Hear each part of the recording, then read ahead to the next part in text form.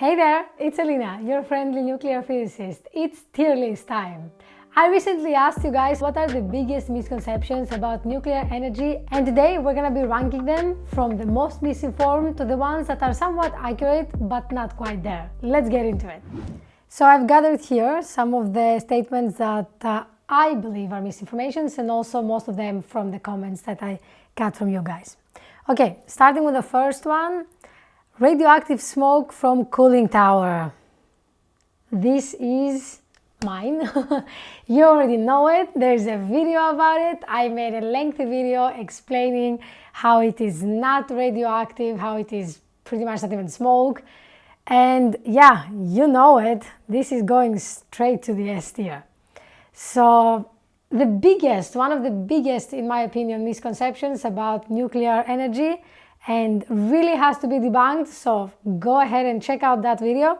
It's not radioactive smoke, so yeah, blatant disrespect. Moving on.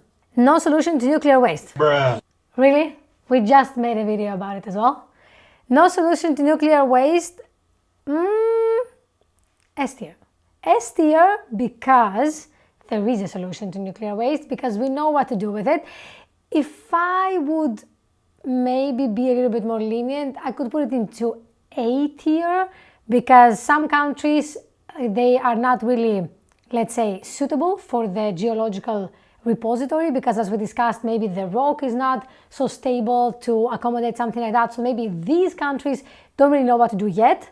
But for the majority of the countries out there, there is a plan and there is a basically solution to approach the nuclear waste. So okay, let me reconsider. I put it to A. I put it to A because maybe deep repository doesn't work for everyone.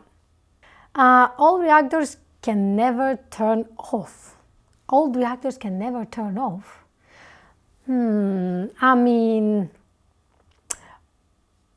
old reactors, the ones that are being decommissioned, so the ones that are being shut down in order to be dismantled and for them basically to be out of operation from now on, they cannot be just turned off like any other equipment out there, and because they have so-called decay heat, which is pretty much heat that the fuel is producing after it's being shut down from neutrons, from particles that are delayed and are still causing fission inside the reactor.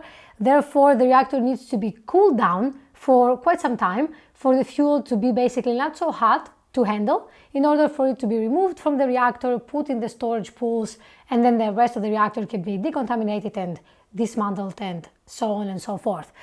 So old reactors can never be turned off. It is a little bit of an overstatement of the situation, but at the same time, it has some truth to it, what I explained right now. So I think we're gonna go with B tier. I think B tier is good for this one. Cell phone radiation. Cell phone radiation. I'm assuming this from your comments is the fact that the cell phones are basically emitting radiation towards us and the environment, which is harmful. Well, the statement itself is factual, is actually true. So there is an amount of radiation. It's not the radiation that comes out of nuclear power plants or something like that. Is another type of radiation, which is a more low frequency radiation that comes out of the cell phones, and this is because they need to connect with the providers and the different carriers in order for your phone to have signal or Wi-Fi or whatever. However, it hasn't really been any strong links that associate this type of radiation with health issues. Even though people do believe that long exposure into this kind of radiation can have side effects and can cause issues, there is not really a scientific link that connects the two of them. So I would say that I'm sort of in the middle with this one, and that's why I will put it into C tier. Okay. Moving on to the next one, living near an NPP, nuclear power plant. So living near a nuclear power plant equals to future death. So basically, if you live next to a power plant, you will probably die because of that, like as an association to the power plant. Come on, guys. If you have been watching my videos, you know that this is a definite, let's say, A tier to say the least. The reason why it's not in the S tier because is the fact that, of course, if there would be an accident or something that is out of the ordinary that could happen, it would possibly lead to some radiation leak, which could potentially affect the people that live nearby and have health consequences, which could lead to death. Yes, but at the same time, the chances of this happening nowadays is so thin and incredibly slim that it will probably never happen. Therefore, just saying it out there as a statement, it is not really factual. You cannot just say it like that without providing context. So moving on to the next one. Nuclear power plant causes nuclear explosion, equals nuclear explosion. So this is an interesting one. If we say nuclear power plant meltdown, so reactor core meltdown basically equals a nuclear explosion, this is untrue. There is no statement or scientific evidence that could ever show you that a way a nuclear explosion, a nuclear bomb works is not the same way that a reactor works, and you would not be able to basically cause an explosion from the reactor because of the inherent safety features that the reactor has that would not allow it by laws of physics to actually go into this kind of state. However, if we talk about an explosion by itself, then an explosion due to a meltdown can happen, but it's not going to be, let's say, a nuclear explosion. It's more like a gas explosion.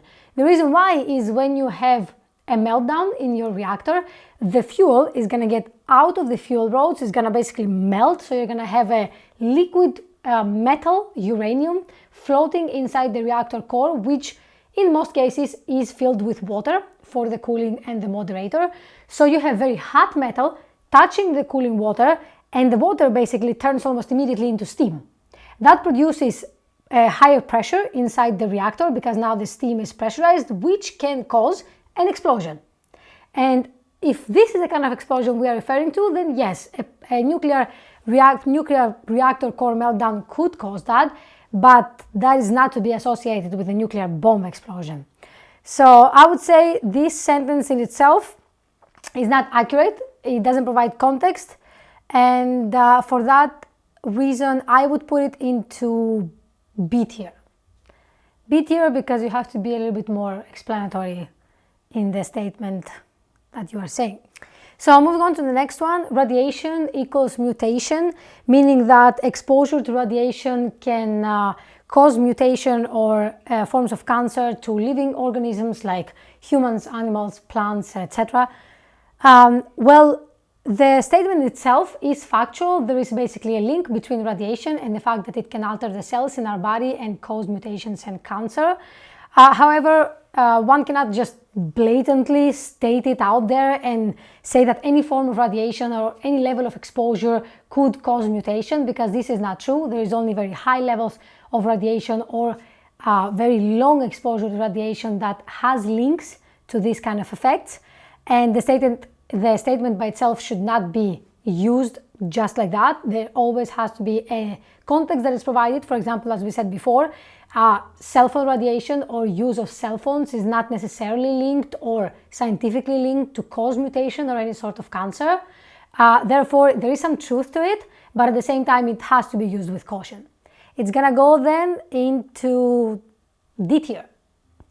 So moving on to the next one, and the green glow that is equal to the element that's glowing or the object that is glowing being radioactive.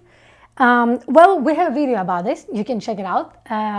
It's actually pretty fun. However, interestingly enough, the green glow itself is not associated with the radiation or the level of radioactivity that an object has, as much as it is associated with the chemistry of the object itself.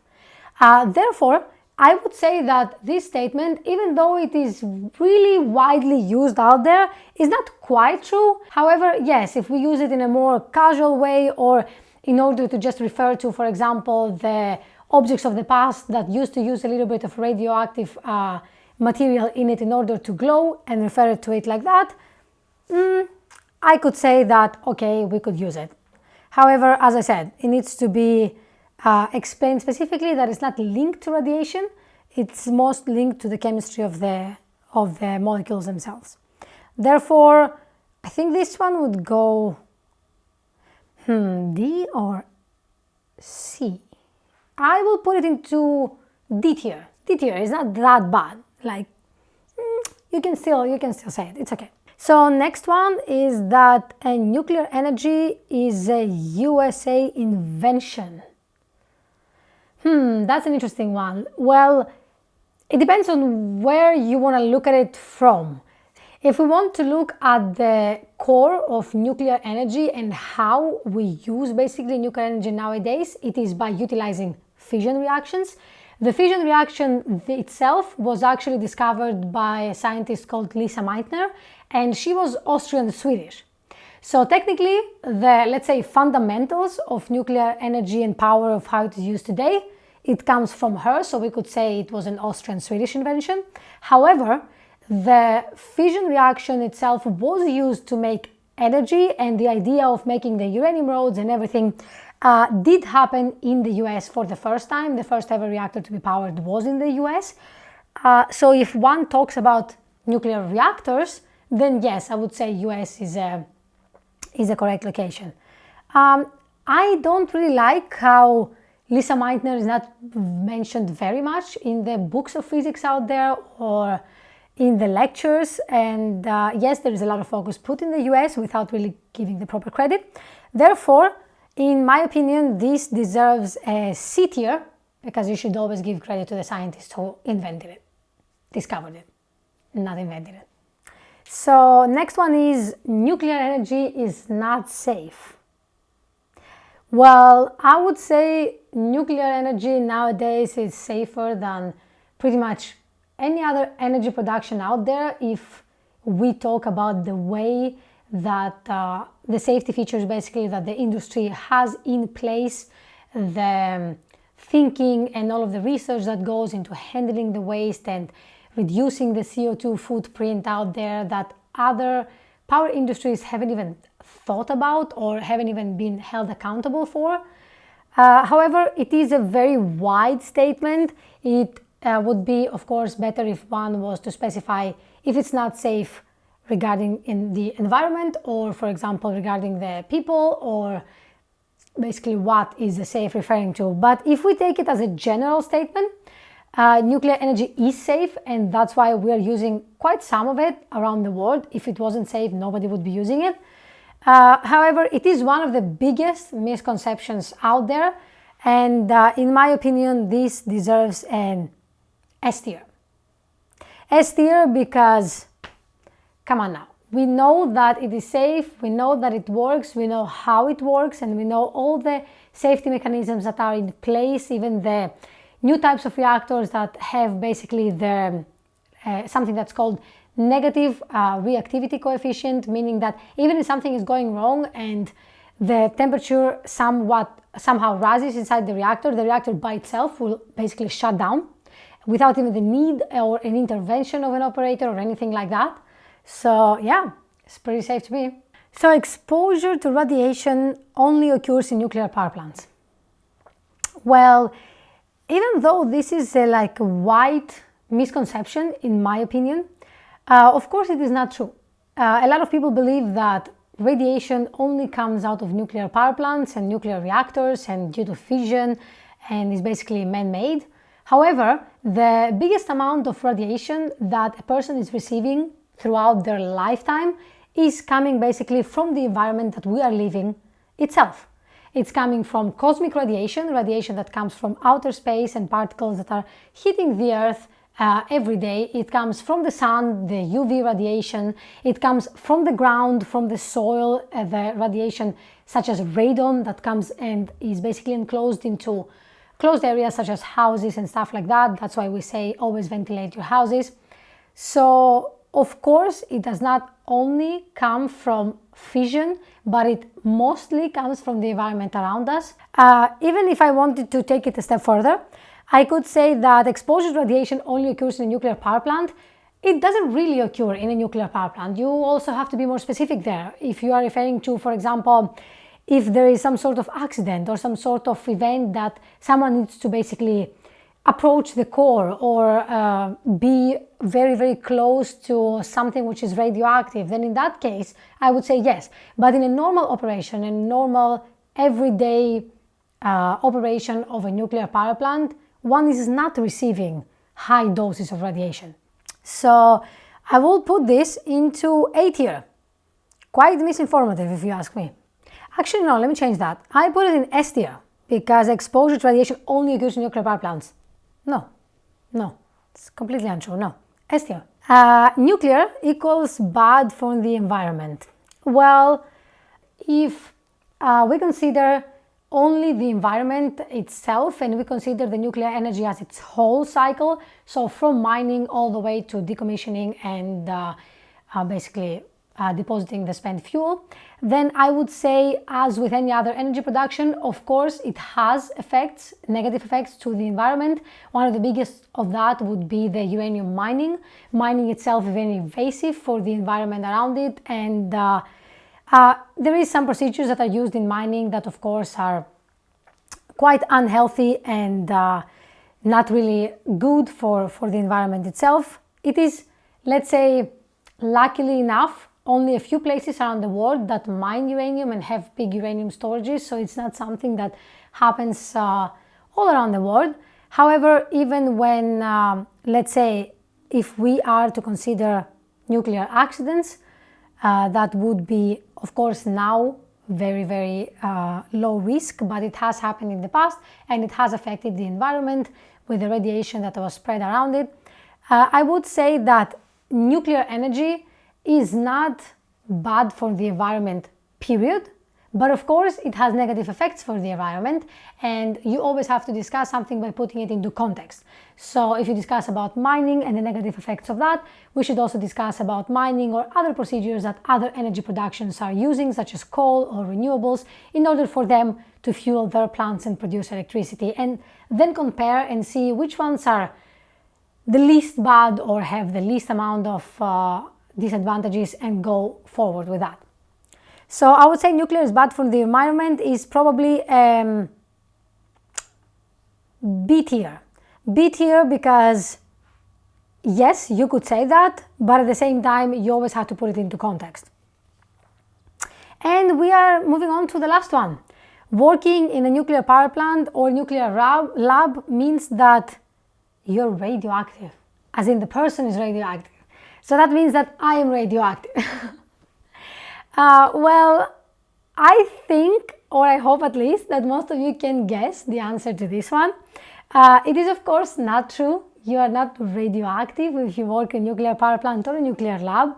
As I explained before, on a daily operations and basically regular things that you do when it comes to your work, you're not really exposed to any high level of radiation, and even if you are, it's always contained. You use something that it's called hot cells, that the radioactive material is inside with a very thick wall of cement and leaded glass between you and the material, and you are handling it with robotic hands that you're not really touching it, so the exposure is minimal. Same goes for a nuclear lab.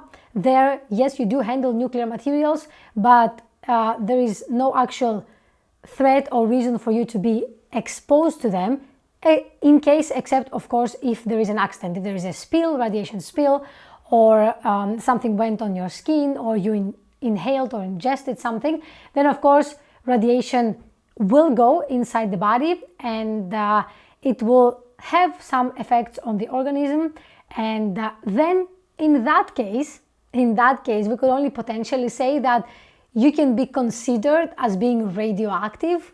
However, the radiation, for example, from uranium, let's say in an example that you inhale uranium, the radiation that will be emitted towards your organs is alpha particle radiation.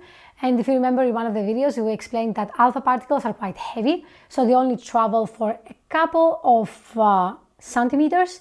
Therefore, they're only going to affect the inside, the inner parts of your organs without really penetrating towards the outside. So no, not quite, even though probably would be fun if we were filming a cartoon or something, but I'll have to put that in the S tier. Yeah, so this was fun. Let me know what you guys think of my tier ranking, and if there is anything that you would change and what would be the order that you would choose instead. Also, let me know what topic you would want me to tier rank in the future. Thanks for watching. Don't forget to like and subscribe and leave a comment down below. Tell me what you thought about this video. You can check out my support page here. It's been Alina, your friendly nuclear physicist, and until next time, see you soon. Hey there, it's Alina, your friend. You mess up your own intro.